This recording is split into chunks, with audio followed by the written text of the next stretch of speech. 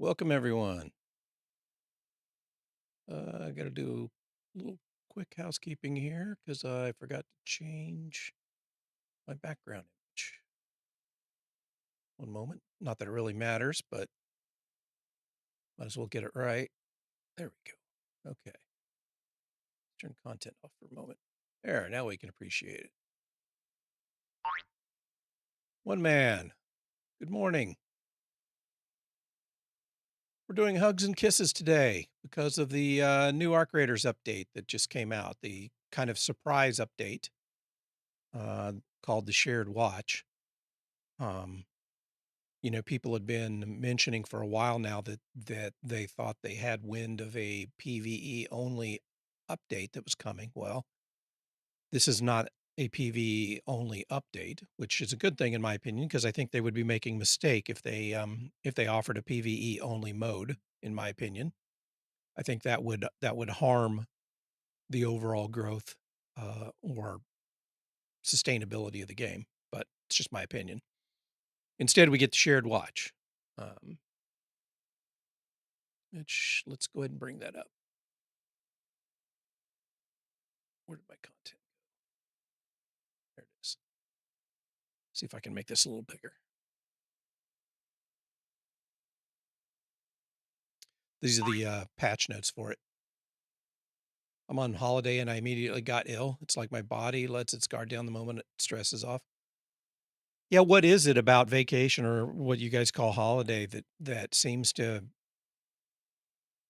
I don't know, I you would think it was exposure, except usually it takes, 24, 48 hours for exposure to make you sick, and it's almost like you get sick immediately, so I have no idea.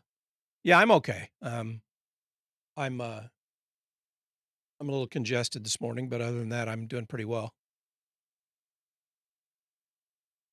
It warmed up here. It was like 70 degrees Fahrenheit yesterday. It's in the 50s today, so it's pretty nice. I actually had the windows open yesterday, for most of the day, but today I've got them closed for now. We'll see what it gets to be this afternoon. I don't know what the high is supposed to be. I think maybe around 60, upper 50, something like that. Still very pleasant. I need to get out and get a few things done outside. I got a few done yesterday, but I was mostly working on the new overlay. It's the daylight. Yeah, I've got the curtains open on the window here. Um, it's hard to get even lighting in here unless I just close everything down. Um, but I like a little sunlight now and then. So I get yellow light from my overhead light. I get green reflecting off the green screen behind me, and then I get, bluish, purplish daylight coming in from the window. Mix all that together, and I start looking like some kind of pale clown. Oh, I I haven't finished I got sidetracked yesterday with a bug, and I was trying to use an AI tool to help me flesh out some of the front side code. It's a lot quicker to generate reams of JavaScript and CSS with an AI tool, as long as you give it very specific. Hey, Mitch, how many accounts do you have, Mitch? You've got accounts everywhere. Thank you for joining in on YouTube. Appreciate it. Um, anyway, I got sidetracked, got a bug, and started fighting with the AI tool because on the one hand, these AI tool, and again, I hate using the word AI, but that's what everybody knows it as. These LLM based programming chat tools are pretty handy, but you really have to keep control of them. Chat working now at your work. What did you get policies changed, or did you just have to make some tweaks to your browser,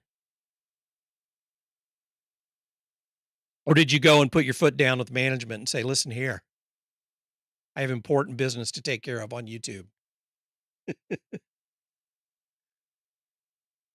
Um, yeah, you have to treat these AI tools like a really intelligent but inexperienced junior programmer. I like telling Copilot about my nightmares. It's a cool conversation. It unpacks the contents, then we generate images.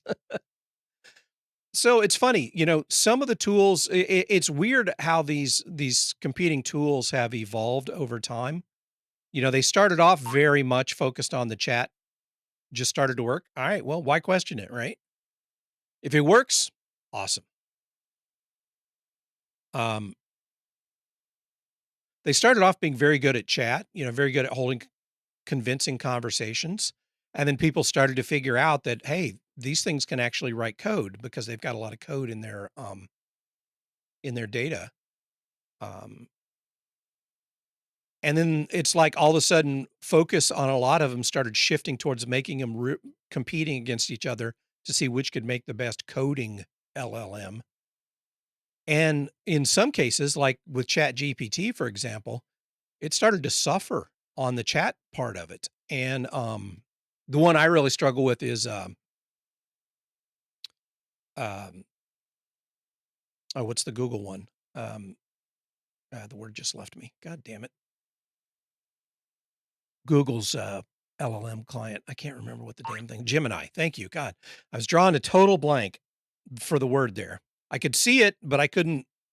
I could see it in my mind, but I couldn't remember what the name was. Gemini. I've been struggling with on getting it to hold a conversation and sticking. It seems to want to rush to producing something to solve your problems, whether that be a document or code or whatever else. It's like it wants to rush to help and can't just have a conversation with you. Whereas I look at, why am I drawing blanks on everything? What's the Anthropic one? Um, God damn it. It sucks getting old and your vocabulary starts to leave you. Um, shit. I don't remember what it's called. I'm not going to look it up. Anyway, the Anthropic one, it has great conversations. Um, it can shift back and forth between being helpful and having conversation. However, they all, if you're actually trying to chat about something technical like programming, like you're trying to talk about programming or about like architecture, they still all want to rush to producing code. They want to rush to to spewing out code, and they very often want to just make a bunch of assumptions and a bunch of judgment calls about what it is that you're actually asking for. Instead of coming back to you and saying, "Hey, I'm unclear. Do you we've got a couple of ways to go. Do you prefer this, or this?" They just want to rush right to spitting out code. And so they make a bunch of assumptions about what you want. And that's where you really have to run roughshod. And that's why it's like working with a junior developer because they don't want to show, it's like they don't want to show vulnerability. And I know that's not the motivation of these AI clients, but like a junior programmer won't want to show that they're not, good enough or expert enough or that they don't understand. So they tend to want to rush to the solution to prove that they know what they're doing instead of asking a bunch of questions and digging in and really narrowing things down before they write code. Um, that's what these AI tools are like. So I find them helpful, but it's helpful for like half the time, and then the rest of the time I spend trying to rein them in and direct them and keep them focused and get them to stop jumping to conclusions or making assumptions or just rushing to completion and taking things slowly and a step at a time. You have to keep reminding them and keep running roughshod. And I get frustrated. And I start finding myself insulting them and calling them names and being sarcastic. And it's just and then I look at what I'm writing. I'm like, God, this is an algorithm. You're basically looking at a language prediction machine and getting mad at it because it's rushing to predict instead of listening to you and doing what you say. It's also incredibly hard to get them to realize when they're in a situation where the user actually knows more than, has more experience. Maybe not has access to more knowledge, but has more experience and is more, um, broadly, aware than the tool. The tool thinks always tries to be the expert, and rarely does it succeed when it comes to coding. Very often it just Frankensteins together every possible permutation. It just gloms a bunch of shit together to achieve a result and tries to cover every possible eventuality that you might want at some point to consider, and jumps to conclusions about, what's important and what's not important. It's like, no, I'm sorry, but it's like when you look at the code, you're looking at the code of someone who's never actually done this, who's never actually written software and had to support it, you know, because they write stuff that is just is going to be impossible to build on and support later. It's going to have to be completely refactored every time you make a change because it's way, way too opinionated. Um, so it's giving me flashbacks to one of the reasons why I left that industry in the first place. One of the big reasons why I left. Well, one of the main reasons why I left in the first place was my frustration with the new generation of employees that were coming in. That I ended up, rather than being a lead and spending, a minority of my time giving direction and a majority of my time doing the hard stuff and doing the big picture stuff, from a implementation standpoint, I ended up turning into herding cats all the time. And I ended up, all I did was try to rein in and educate the junior people and fight with management. And I never had time to actually do anything. Um, so I just walked. Well, that's not entirely true. I also ran into a situation where I got burned, and they, the company I was working, I made my last job. I made a mistake for working with one of the largest companies in the world, um, and they were doing things that shouldn't come as a surprise when you're working with one of the largest companies in the world. And I disagreed, and because I was making waves about some of their choices that I thought were completely immoral and that in many cases illegal. Um, they decided that outsourcing my job overseas was a better move for them because the people overseas would just do what they were told, not ask questions, not make waves. And then they wanted me to spend extra time, work overtime to train my replacements overseas. I'm like, well, you know what? Fuck you. And I was so burnt out at that point. It's like, I just can't do this anymore. Plus, I was having all these other problems in my personal life and mental issues. And I finally got to the point once all my medical stuff happened and I went through the treatments, and it's like my brain just shut off and I wasn't able to do that kind of work anymore. I couldn't do that kind of troubleshooting. So I'm a bit gratified that these tools are helping me get back into that and kind of helping me restart those parts of my brain, and get them working again. But I'm also having flashbacks. So it's like it's a bit of a mixed bag. But anyway, it's a long way of saying that I'm not quite there yet. If I take tomorrow to work on it, I should be good. I just have this one last issue to get working, and then I should be able to go live with a new layout Thursday, I hope. But we're not here to talk necessarily about that today or to pay attention to it. We're here to talk about art graders and the new update, um, the shared watch. I know it is. It's what it's like. Well, I'm gonna tangent again. I'm not big on flaunting diagnostic terminology when it comes to health, either mental, emotional health, or physical health. and just throwing things out there because that's very much a millennial Gen Z thing, to co-opt diagnostic terminology.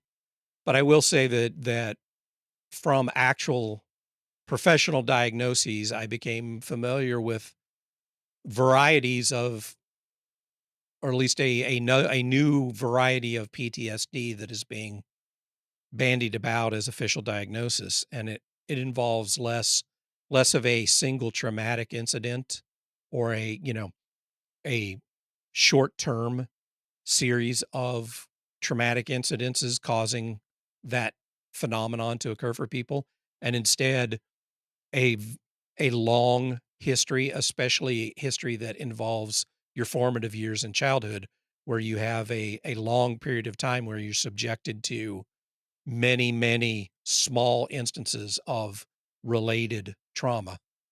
And then as that gets reinforced over time, it you end up having very similar um, symptoms to classic PTSD. I believe they call it CPTSD.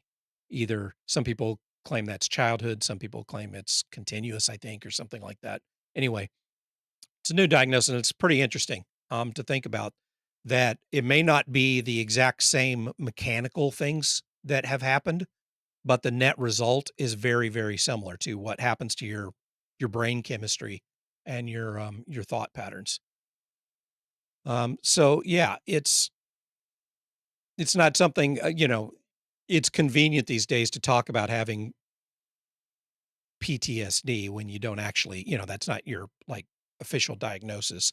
You're just referring to having flashbacks to past trauma. Um, but yeah, I get that a lot when I start touching on these technical things that make me start flashing back to a lot of the work related stuff that was one of the big pressures that drove me to having what we used to call a nervous breakdown. I don't know what the technical I don't think they have a specific label for it now. Um, but yeah, I basically just stopped functioning. Anyway, I'm here to play games and talk about games today.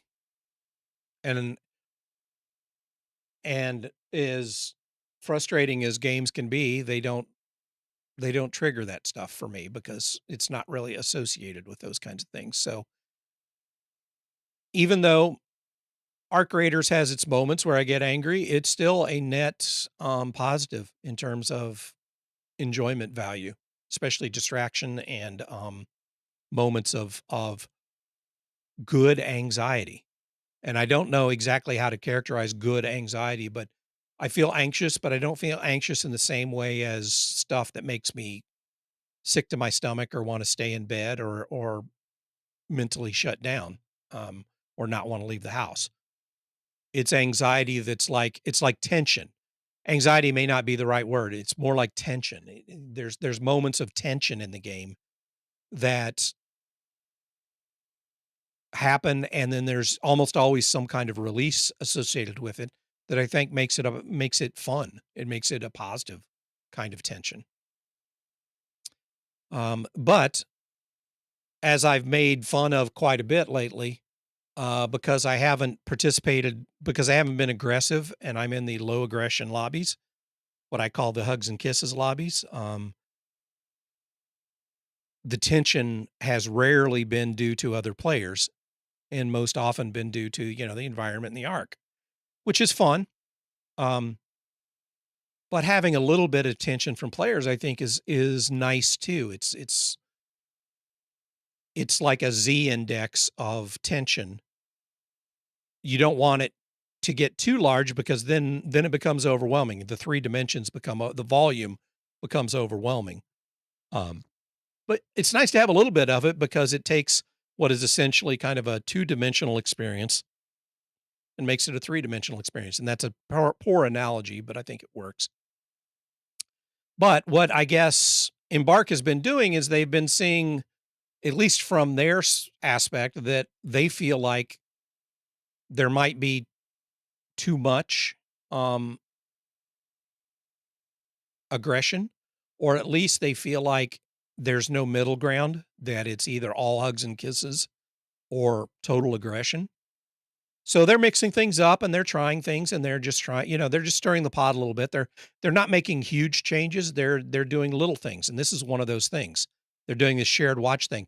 I don't know much about it other than they've created some kind of reward for focusing on arc instead of other players. So we're going to look at that and see what that amounts to. We're going to look at the notes and then we're going to play some and see, A, is it really any different? And B, is it having the effect that they anticipated, where it's encouraging more cooperation of players versus arc, or is it having the opposite effect?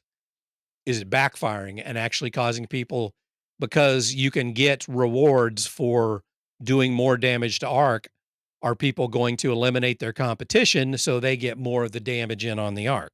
I don't know. Well, remains to be seen. And they're couching this in very kind of just foo-foo language, I think, with this whole what happens topside stays topside. What does that have to do with anything? Um, Shared Watch is an annual holiday that reminds us of the true enemy by celebrating those who look out for their fellow raiders. So the Care Bears, like Persephone. I don't think she's on, but she was remarking in her Discord that she had been called a Care Bear in a match the other day, and I think she took umbrage at that. But so I've been poking her a little bit about that because it's fun. I'm calling her Baby Hugs Bear now. I don't think she likes it. Anyway, opportunity to team up and fight against machines. Well, that's pretty vague. Earning merits and rewards is it, I think. I think that's it. No merits will be earned from PvP encounters. So I don't think they're taking anything away. They're not punishing PvP. They're just not giving gold stars for PvP, but they are giving gold stars for damaging and destroying arcs. Care Bears, huggable teddy bears with particle beams built into their stomachs. Yeah. I'll admit, I don't know much about the Care Bears other than how the name entered popular culture, but I've never seen a Care Bear cartoon or anything like that. I don't know what. I just know it's become a meme before even memes were a thing. So I don't really think this is a big deal. Um, I don't think I think they're vastly overstating this perception of that somehow this is going to change player behavior. It's just something else you get for killing arc. I don't really expect it to unless the rewards are just incredible. Here's a good one. They're bringing Cold Snap back, but that devalues the snowballs that I have in my inventory. So maybe it'll give me a chance to throw those snowballs that I have in my inventory and replace them with fresher snowballs. The thing is, you can still collect candleberries, but they don't do anything. Okay. Again, this feels half baked.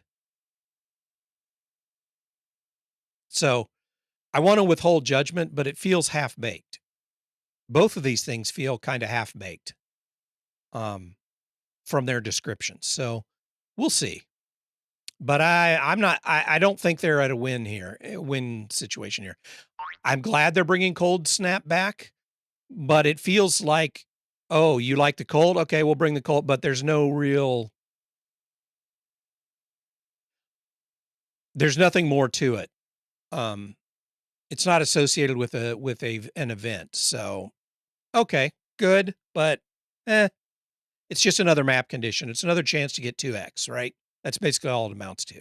And that may be enough. Maybe that's good enough. Just feels a little underwhelming.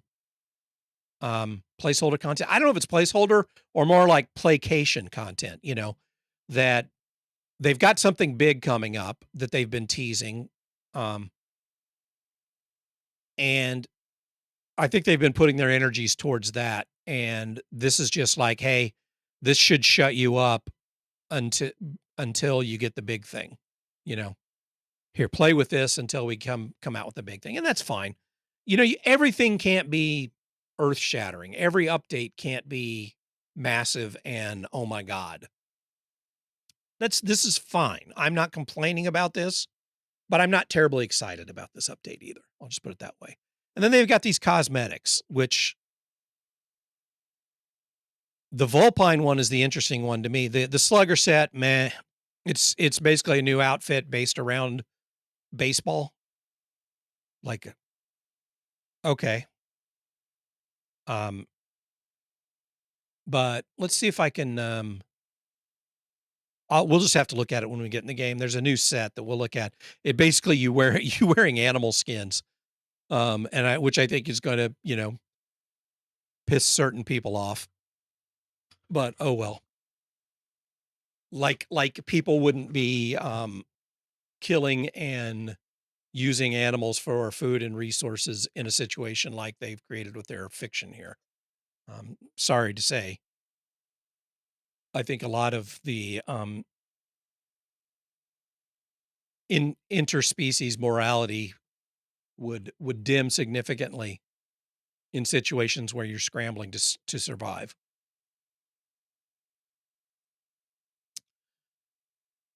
Let's see what they've got some changes here. Improved instances where players sometimes okay. Fix an issue where match start tunnel. That never happened to me.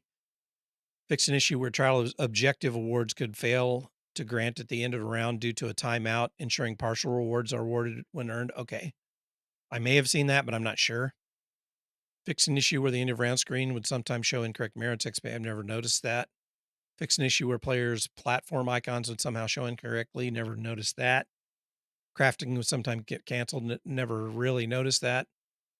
They nerfed the Trailblazer on the big arc, which is going to, I think, be an unpopular change, but I can see why they did it because people were killing, like bastions with 2 or 3 grenades, Trailblazer grenades, which seems a little OP.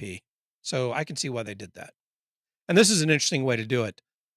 They said it does more damage to small enemies, but less damage to bigger enemies. So I think what they wanted with this Trailblazer was rather than trying to get people to use it for concentrated point damage, they were hoping to get people to like set up paths where this trail would go through and do damage to multiple targets at one time to make it more of a tactical thing and less of a throw, go boom thing.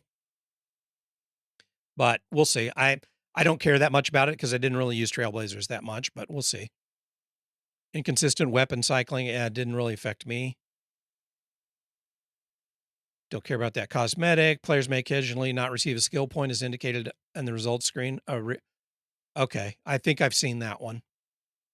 Purchase Raider tokens page may appear. I haven't seen that. Player animations may appear broken when interrupting search of a barren husk. I have seen that one. It's not a big deal. Certain containers may be unavailable to be interacted with. I've noticed that. But it hasn't really, impacted me. Zip lines placed on destroyed arc parts will not appear correctly. Haven't noticed that. Scrappy's batting helmet and slugger outfit might not appear. Don't know that.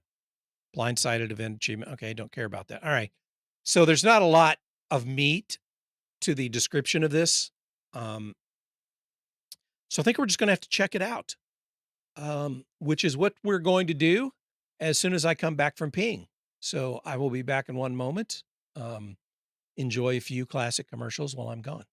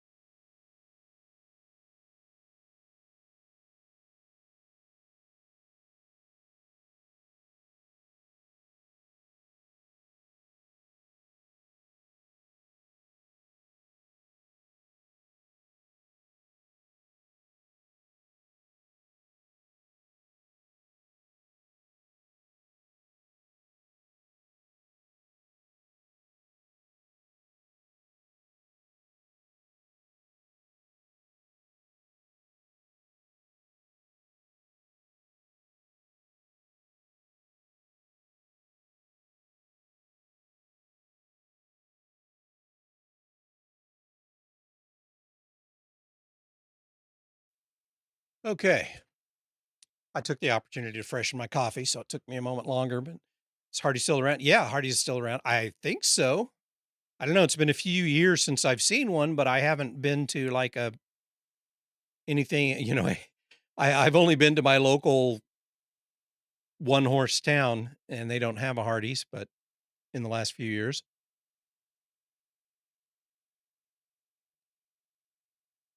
As far as I know, they're still around. All right, let's get to this. Oops, I forgot to start arc raiders before I went on break. I intended to. So we'll have to wait for load here. Hey, I kept my jibba jabba down to 30 minutes, which was my target. So that's pretty good. Even though I went off on several tangents, I was able to get my jibba jabba done in my allotted time. I'm trying to keep my on the big show, the weekday stuff, trying to keep it down to 30 minutes. Difficult for me. Oh shit. Oh shit. I just got a big error message. A D3 D11 compatible GPU required to run the engine. Pretty sure I have one. This could be a problem. I just downloaded the patch. This is the first time I've tried starting after the patch. Well, this could put a real kink in my plans here if I can't run the game.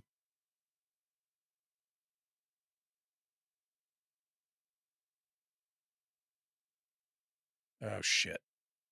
Same error. All right. Well, let's see if we can update the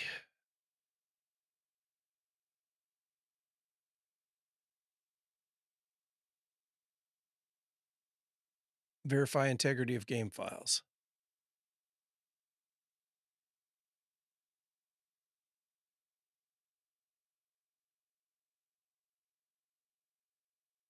Yeah, this could put a real knot in my plans here.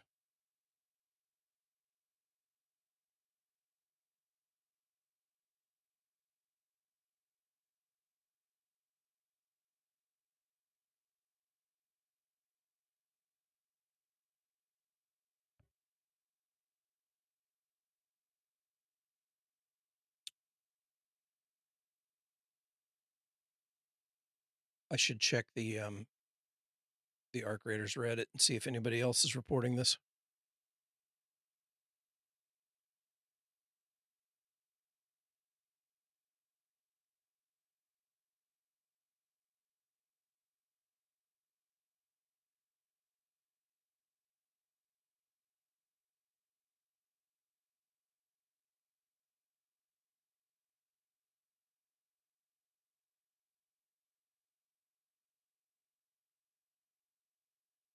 Successfully validated. Let's try again.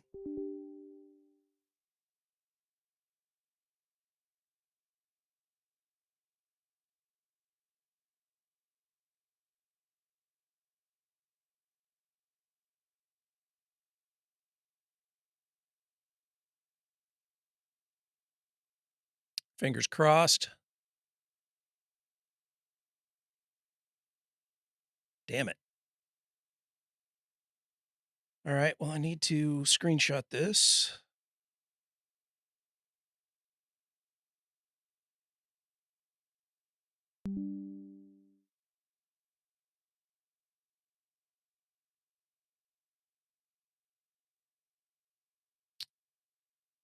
And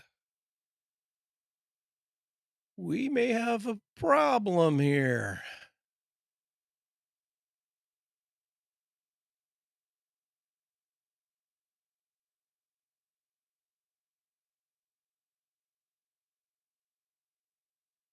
Here, I'll show this. This is the error I'm getting. The D3 D11 compatible GPU is required to run the engine.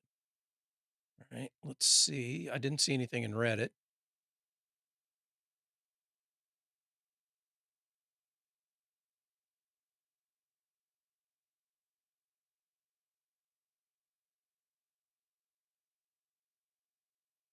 Okay, it looks like people have been getting this in the past. Update drivers. And this one says that the updated drivers screwed them. Reinstall graphics drivers and restart. I figured a restart was next on my list here, but unfortunately that's going to interrupt the stream.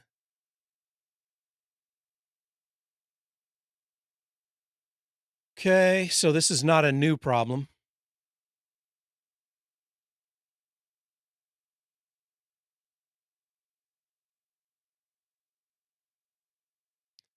Forcing the game to run in DX11 using launch options. Interesting. I can try that. Let's look that up. Arc Raiders Force DirectX 11. So it is just dash DX11. We can try that. That's something I can do without rebooting. I want to save this. Export JPEG. Oop. I clicked the OK button in the image itself. Let's go desktop. Let's go arc error. All right, that's saved. Oh, no, I don't want to save this. I want to get out of this. No. No. Now, let's... Sorry, I'm going to go back to the gaming scene here. Let's see if we can add a...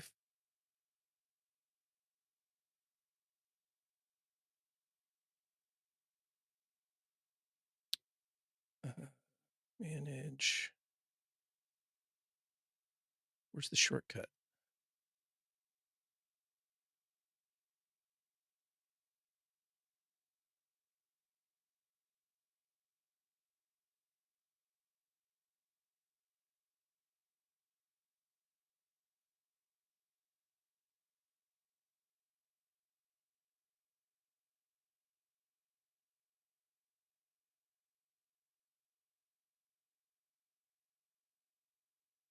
Okay, am I stupid?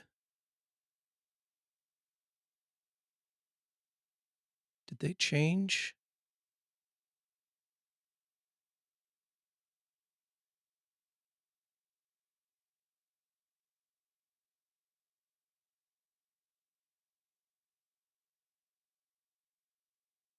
Where the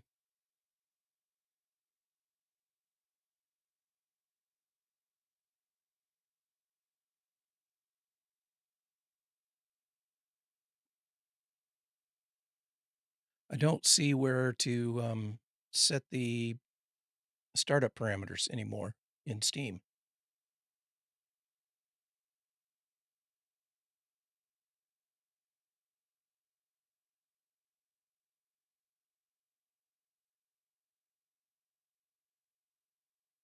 Oh, there. So I see it on that game. Why don't I see it on Arc Raiders? Oh, well. Oh, here it is. God, I was looking right at. Okay, we'll try that. Let's see if this works.